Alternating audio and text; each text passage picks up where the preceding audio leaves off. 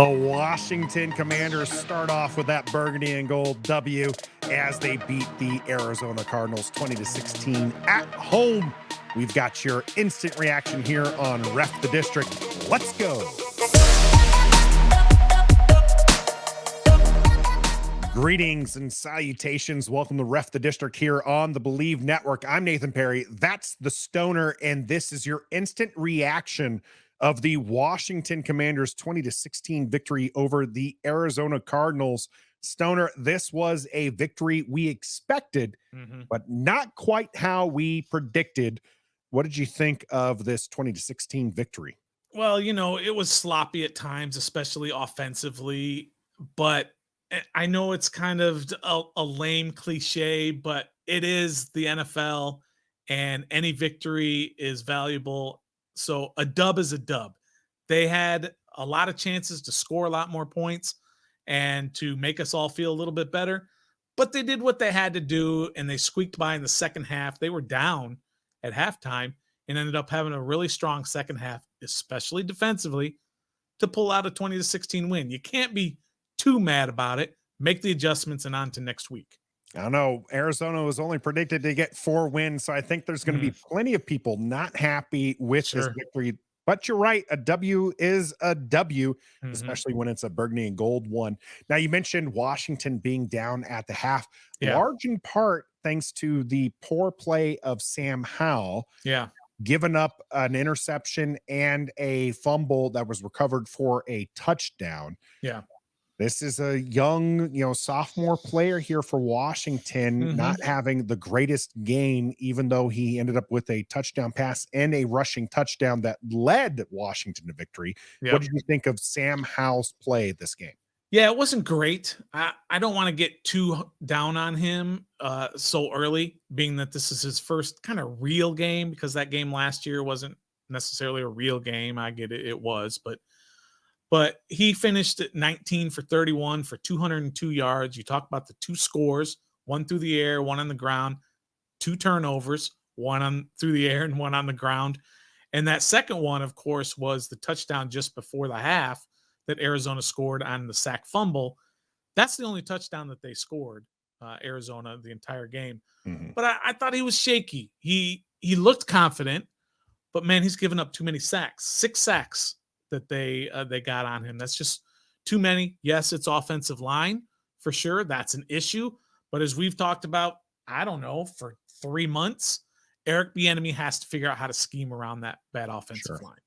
But I thought Sam Howell was shaky, good enough, but that sort of play, Nathan, is not going to cut it when you start getting into the meat of the schedule. Yeah, absolutely. You're talking about the offensive line perhaps struggling there when you have 6 games to go up against the Eagles, the Giants, the Cowboys.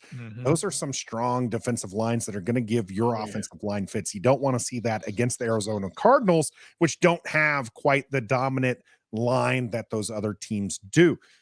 Plenty of games ahead of the schedule that we're going to be breaking down here. And as far as those sacks are concerned, we're going to actually take a look at that on our day after reckoning. I want to see, was the Sam Howell holding onto the ball too long?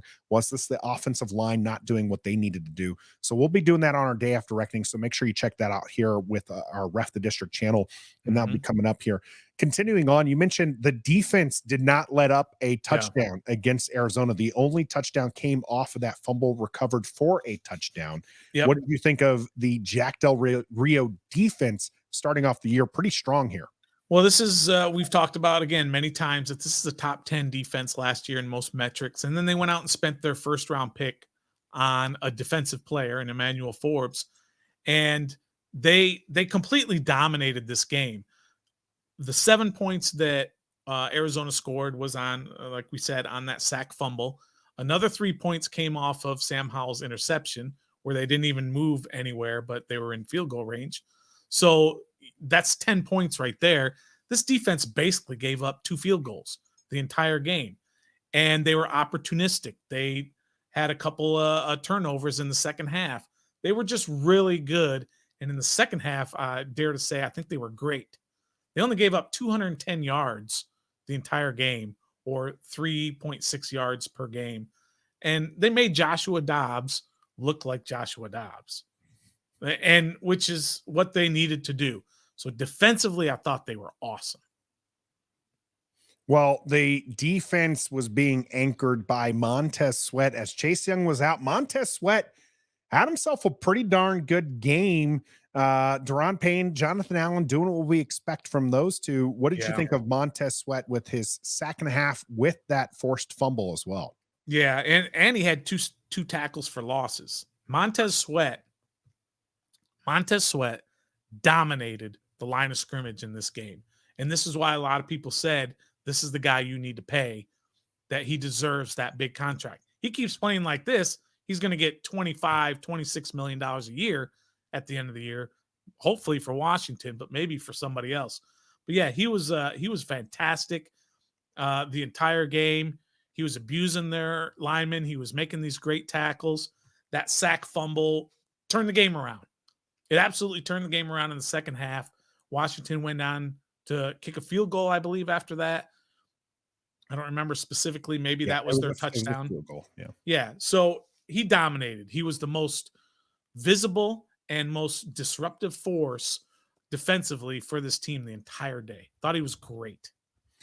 Yeah. Well, a lot of eyes were on first round pick for Washington, Emmanuel Forbes. We didn't call his name a lot during our play-by-play and commentary section, but we did get to call it there at the end as he did a pass breakup. Champ Bailey, whose jersey I'm wearing right now, he got 3 interceptions his rookie year against the Cardinals. Emmanuel Forbes not doing that, but what did you think of the young rookies play this game? Yeah, I thought he did exactly what he needed to do this game. You didn't hear of any receivers having big games against him. He had a tackle for loss. Of course, he had that pass breakup at the end on 4th down, which was huge. He did exactly what he's supposed to do. Really, the entire defense did. I mean, Jonathan Allen showed up. Deron Payne was everywhere. James Smith-Williams, where did he come from? I mean, we've talked about it for a couple of years. To stay on that 53 and be a guy who Washington will sign on, because they don't have any defensive ends on the roster next season. Really. Yeah, but also let's not forget about our guy Cam Curl. Cam Curl was everywhere. He was in the backfield. He was pressuring the quarterback. Coming soon. He was everywhere. He was awesome. He had 10 total tackles, 8 of them solo, 1 behind the line. He had a couple breakups. One, he should have had an interception near the goal line. Beautiful dive towards the ball on that one. Yeah, Cam Curl was fantastic. Kendall Fuller, we saw a lot of him making plays out there. And it was just all around the defense. I mean, obviously, you give up 16 points in the NFL, and 10 of them, sure. Yeah, 10 of those are on the offense, not you. You didn't give them up. So just fantastic performance by all of them on the defense. Let's switch back to the offensive side of the ball there. Right. It was much ado about Marty Mayhew, the GM of Washington, and Ron Rivera echoing the statement that they were a run team and they're going to run the ball 2-1. Yeah. How did that play out this first game of the season? Well, the first half, they threw the ball 24 times. Sam Howell threw the ball 24 times. That's not the number of dropbacks he had, because he had some plays where he ran the ball out of the pocket, or a couple of sacks that he took as well. So he probably dropped back close to 30 times in the first half. So it was 24 times where he threw it in the first half and 10 rushes. Well, he ended up with 31 pass attempts. So that means he only had 7 attempts in the second half, and they ended up with 28 rushes, which means they had 18. So they did in the second half, they did 2-1, almost 3-1 in the second half. And that seemed to be the formula to get them into this game and to wear down that Cardinals team. They started running the freaking ball and started controlling the clock. And then Sam would go back once in a while and get sacked. And then they would run the ball again. So first half, it seemed like it was Scott Turner's offense. Second half, it seemed a little bit better balance, that they were running the ball a little bit more. Well, there were 3 turnovers for the offense today, so not a great start to the season for them. 2 of those were on Sam Howell. The other one was Antonio Gibson. This was a problem we saw in his second year in the league, where he had 6 fumbles, all lost.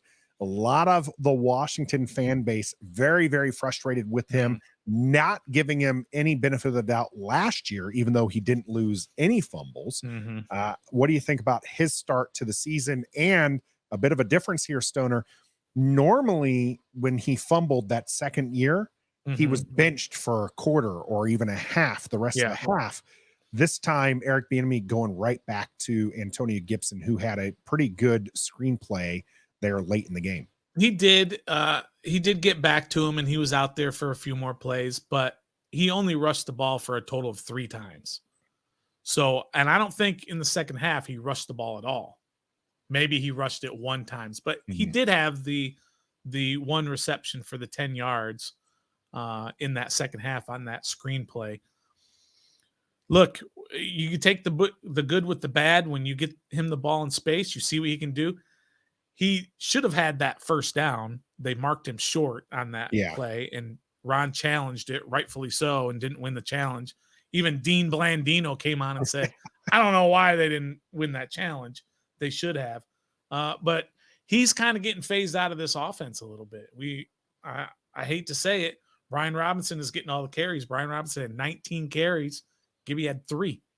Yeah, even Chris Rodriguez was getting there in the carries. I think Chris Rodriguez Curtis Samuel. Yeah, Curtis Samuel had a carry to boot. And you're kind of seeing the thing is you kind of have Curtis Samuel and Antonio Gibson kind of in that joker role. Yeah. And Curtis Samuel's a much more polished wide receiver than Antonio Gibson.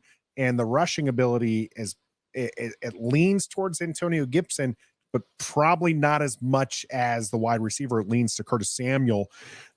The wide receivers, since we're talking about them, Stoner, real quick here. Obviously, they're not going to shine when their quarterback is having a bit of a rough day, which Sam Howell did have a rough day. No doubt about it. We get that Washington gets the W. I am still in Sam Howell's corner. I don't know about you, Stoner, but at least I am. The wide receivers, kind of a quiet day as well. Did they perform as you expected, though? Were they at least getting themselves open? I think so. You didn't see any drops by the receivers, Logan Thomas aside. He had a couple in the first half that were just daggers. But look, Curtis Samuel had 5 for 54. Jahan had 5 for 40. Terry only had 2 for 31, but he's, a little bit banged up. One of them, though, on that long pass play in the first half, he would have caught that. It was a great throw, but he was interfered with. And then another one, he was wide open that Howell threw behind him. And that would have been a big play as well.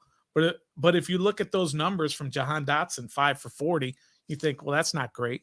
Well, 5 for 40 is going to get you 85 catches in a season and 800 and some odd yards if you continue to do 5 for 40. Now you need games with more than that. You need some explosion and all that. But 5 for 40 is not terrible. As they continue to grow and Sam continues to learn, we'll see if those numbers start going up. Well, Washington did win against the Cardinals. The Cardinals not predicted to be a good team this year, and the Commanders barely squeaking by.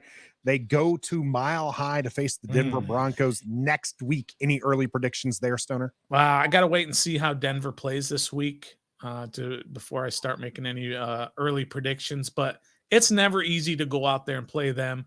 And with Sean Payton as the head coach out there, and Russell Wilson, don't overlook Russell Wilson. He's not washed. So it's not going to be easy. I promise you that, especially after what we just saw here against Arizona. Yeah, and then Buffalo and Philadelphia right after that. Washington's got some tough sledding ahead, and we have all of that great content coming to you here on Ref the District.